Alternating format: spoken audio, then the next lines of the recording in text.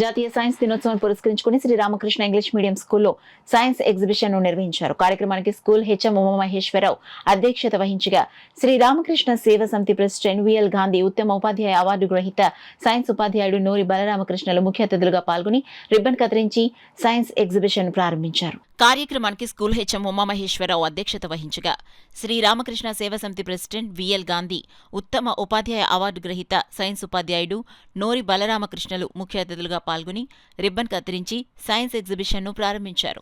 కార్యక్రమంలో భాగంగా విద్యార్థులు ప్రదర్శించిన సైన్స్ ఎగ్జిబిషన్ను నూరి బలరామకృష్ణ, రామకృష్ణ సేవ సమితి ప్రెసిడెంట్ మరియు సెక్రటరీ విఎల్ గాంధీ, సతీష్, కార్యవర్గ సభ్యులు, విద్యార్థులు, తల్లిదండ్రులు సందర్శించి విద్యార్థులను వారి ఎగ్జిబిట్స్ను గురించి అడిగి తెలుసుకున్నారు. ఈ కార్యక్రమంలో Indian red cross society secretary Shivakumar, school correspondent Sharma, school ఉపాధ్యాయులు, విద్యార్థులు పాల్గొన్నారు.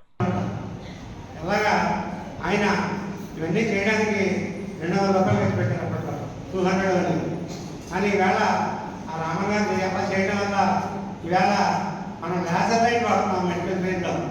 మెడికల్ ఫీల్డ్లో వాడి మనకు వచ్చే రోగాలు తగ్గించుకుంటున్నాం.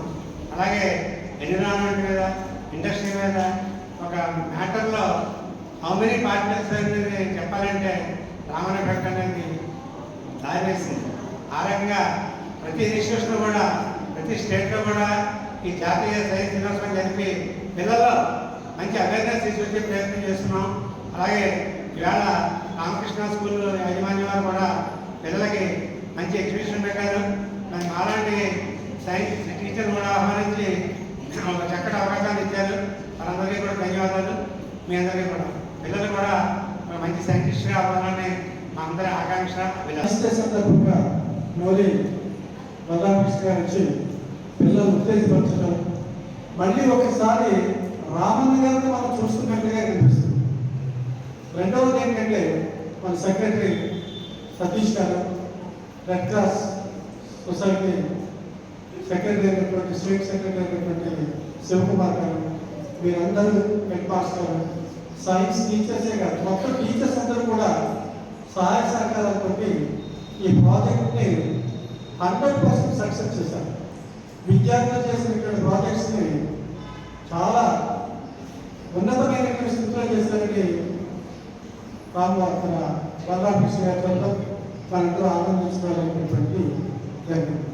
ఇవాళ టీచర్స్ అందరికీ, ముఖ్యంగా విద్యార్థులకు అందరికీ కూడా నా అభినందనలు, నా యొక్క ఆశీర్వచనాలు తెలియజేస్తూ, ఇంకా ముందుకు వెళ్ళి సైన్స్ అంటే ప్రిస్క్రిప్షన్ తెలుసుకోవాలి, దాని నుంచి మనకు జవాబు వస్తుంది అనేటటువంటి మీరు అందరూ తెలుసుకుంటారని నేను ప్రత్యేకించి బలరామకృష్ణ గారికి నమస్కరించుకుంటూ సెలవుస్తున్నాను.